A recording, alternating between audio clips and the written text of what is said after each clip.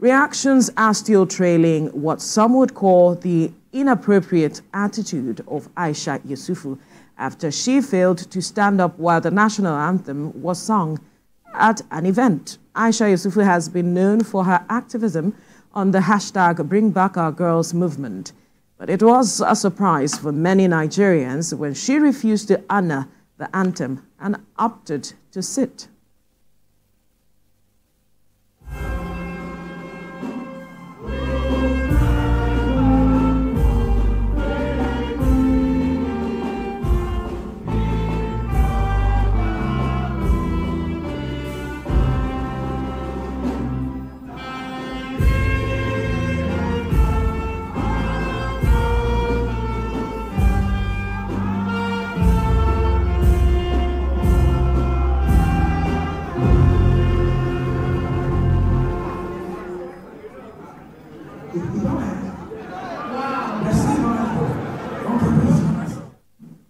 After being asked why she refused to stand, she said she doesn't acknowledge the, quote, Nigeria We Hail Thee anthem as her national anthem and would rather stick with Arise, O Compatriots.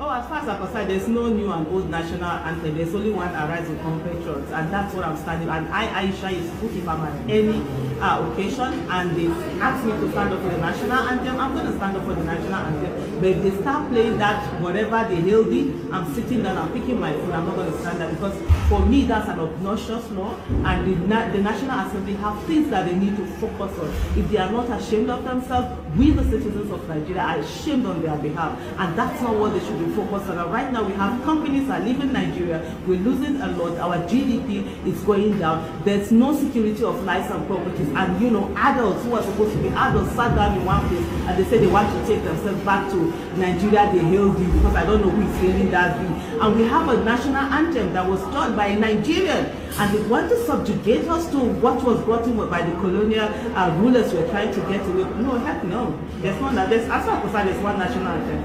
Arise, O Compatriots. Well, joining us in the studio is the Director General, Imo Broadcasting Corporation, Ife Onyegbule. Good morning. Good morning. It's good to have you join us. Thank you for having me. Good morning to you. Now, there are those who said they were surprised by her reaction. I don't know if you were, because I wasn't, by typical Aisha Yesufu, I would want to say. But one would expect that someone of her standing would know better. When you say a law is obnoxious, there are better ways of dealing with it. But what do you make of her reaction? Just as you said, I'm not surprised. I don't know why people are surprised about what it is that, you know, happened at that event. And as you've said, for someone at that level, it's expected. Even if you have your grievances, even if you have things that you don't agree with, I don't think that's a proper way to actually show your grievances. Imagine that every other person, people were all standing up, and she became the cynosure of all eyes.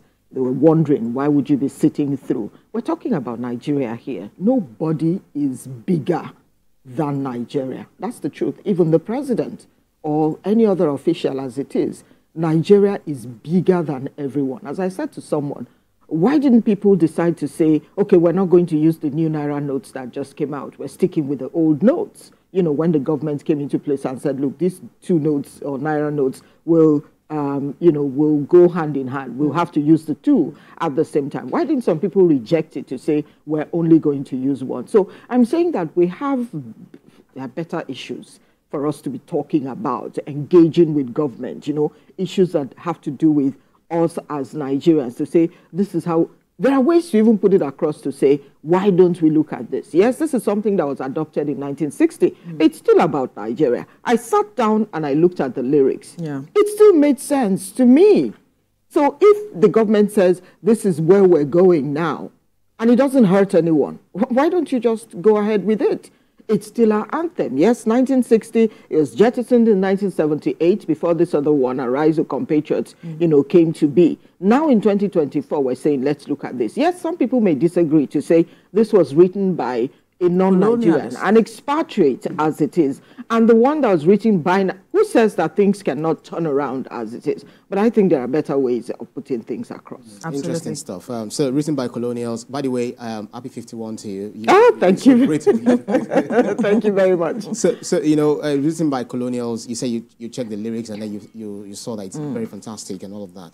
But then the one that they changed, yes, Arise, O Compatriots, is also enforced on us by the military government. You know, as that's right. Actually argued. So do you feel that for peace to reign, we should better look at what we are writing or what we would write our own selves rather than... But the sentiment is that this other one was written by an expatriate, the other one, you know, composed by a group of Nigerians.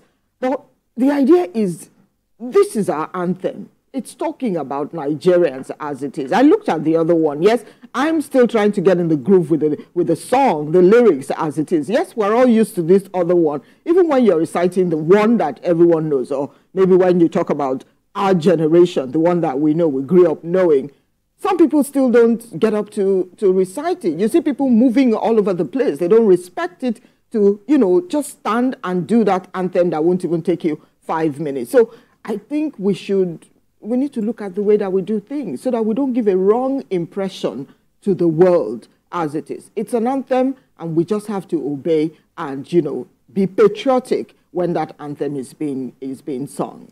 Well, the concern of the federal government, or really why they decided to bring this back, is to reinvigorate that desire or that mindset that we should have towards one another, that we are one, whether tribe, tongue may differ, in brotherhood we stand. Because recall that leading up to the election, the level of biases, tribal, religious, and all of it, and the government is saying we should understand that we are one. Whatever the differences may be, there's the need to come together. Why is it so difficult for people to see the message as against the messenger? Okay, so Veronica, you need to understand what it's called when we talk about sentiments. There's so much going on. Right. You know, everywhere is, now let me use the local parlance, everywhere is choking, as it is, you know. The prices of things, people are agitated and all of that, and they're saying, look, how can this group of people just sit together? And the most important thing you're talking about now is to say we're going back to an anthem that was jettisoned in 1978.